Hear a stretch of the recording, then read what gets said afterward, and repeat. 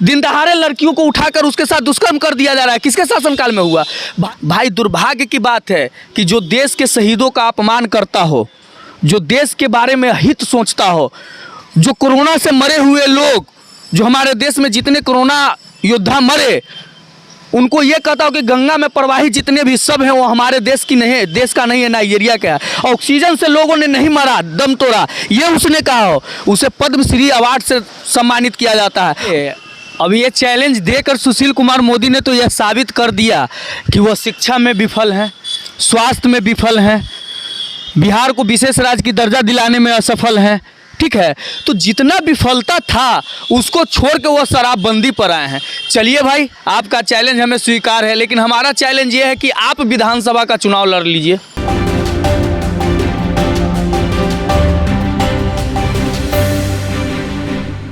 नमस्कार, आप देख रहे हैं रब्जी लाइव और मैं हूं अभिषेक मिश्रा। बिहार में शराबबंदी को लेकर सियासत का जो सिलसिला है वो जारी है, और तब भी जारी है जब 7 घंटे तक कल मुख्यमंत्री नीतीश कुमार ने समीक्षा बैठक की है। एक बड़ा चैलेंज सामने आया है, या फिर एक बड़ा चैलेंज दिया है बिहार के पूर्व डिप्टी सीएम सुशील कुमार मोदी ने आरजेडी को। और चैलेंज क्या है? चैलेंज ये है कि अगर हिम्मत है तो अगला चुनाव आरजेडी शराबबंदी के मुद्दे पर लड़कर दिखाएं। तो जाहिर है आरजेडी से ये सवाल बड़ा लाजमी हो जाता है कि आरजेडी को पूर्व डिप्टी सीएम सुशील कुमार मोदी का ये चैलेंज स्वीकार है, नहीं है। मित्र भी हैं, पार्टी के नेता भी हैं, जेम्स यादव, उनसे हम बातचीत करेंगे। चैलेंज स्वीकार है आरजेडी को? देखिए, अब ये चैलेंज देकर सुशील कुमार मोदी ने तो यह साबित कर दिया कि वह शिक्षा में विफल हैं, स्वास्थ्य में विफल हैं, बिहार को विशेष राज्य की दर्जा दिलाने में असफल हैं। ठीक है, तो जितना विफलता था उसको छोड़ के वो शराबबंदी पर आए हैं। चलिए भाई, आपका चैलेंज हमें स्वीकार है, लेकिन हमारा चैलेंज ये है कि आप विधानसभा का चुनाव लड़ लीजिए। आप भी विधानसभा का चुनाव लड़िए, पीछे के दरवाजे से नहीं जाइए। और वो आदमी शराबबंदी पे चैलेंज कर रहा है जिसके पूर्व विधायक, जिसके मुखिया भी हैं नीतीश कुमार जी, वो अपने सीनियर लीडर को क्या कहते हैं, सर कह के जिसे बुलाते हैं, वो विधायक को अपने कुर्ता में जेब ही नहीं मिलता है, इतना शराब पिए हुए रहते हैं। वो चैलेंज कर रहे हैं शराबबंदी पे चुनाव लड़ने के लिए। तो राष्ट्रीय जनता दल कभी पीछे हटा है क्या? हम तो ये कहेंगे सुशील कुमार मोदी जी को खुद आके विधानसभा का चुनाव लड़ने चाहिए। आज तक तो चुनाव लड़े नहीं, एक बार लड़ के देख ले, तब तो पता चल जाए कि चुनाव लड़ना किसे कहते हैं। जिसे यही पता नहीं हो कि चुनाव लड़ना किसे कहते हैं, वो चैलेंज क्या देगा चुनाव लड़ने के लिए? और जहाँ तक बात रही, आप देखे होंगे कि नीरज जी एक आपके पत्रकार को झाड़ रहे थे, जनता जंक्शन के पत्रकार हैं वरुण झा जी, उनको बोल रहे थे कि भाई आप एक बोतल से आपने तो पूरा खबर बना दिया। ABCD का भी ज्ञान इन लोग को नहीं है। तसला का पूरा चावल उझल के चेक किया जाता है कि सीझा कि नहीं सीझा।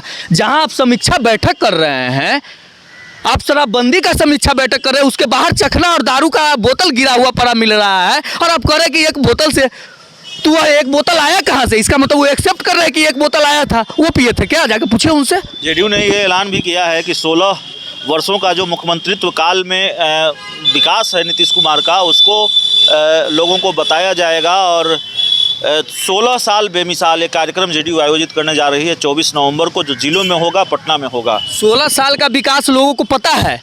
मुजफ्फरपुर बालिका गृह कांड किसके शासनकाल में हुआ? दहाड़े मारकर उसके दरवाजा के बाहर टांग दिया गया, किसके शासनकाल में हुआ? दिन दहाड़े लड़कियों को उठाकर उसके साथ दुष्कर्म कर दिया जा रहा है, किसके शासनकाल में हुआ? भाई 16 साल का विकास आपका सब जानता है लोग।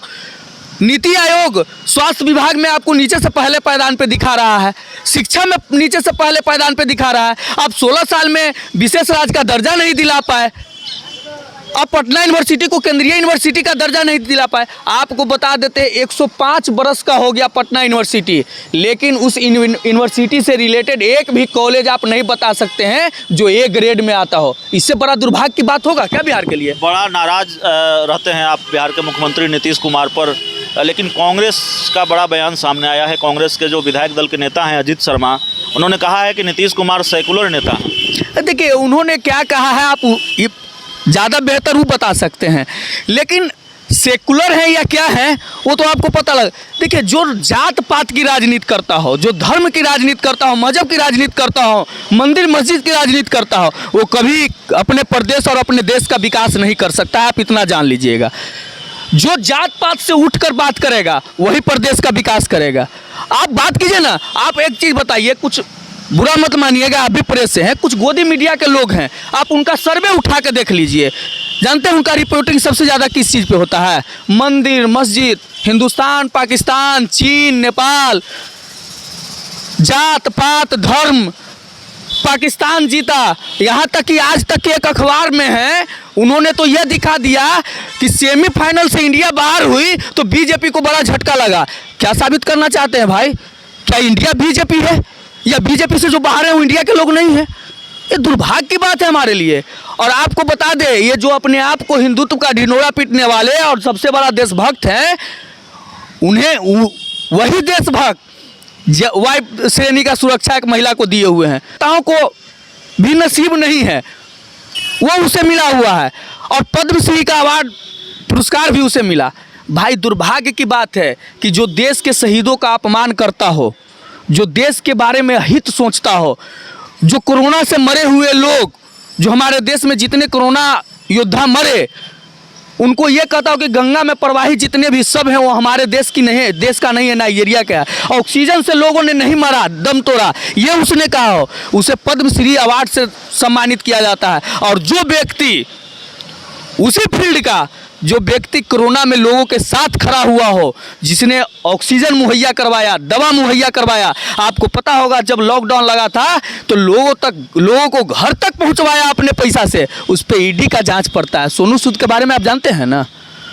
और जो पत्रकार सरकार के खिलाफ लिखता है, या तो उसे मरवा दिया जाता है, या तो दैनिक भास्कर जैसे नीचे से लेकर ऊपर तक पत्रकारों पर ईडी का छापा मरवा दिया जाता है।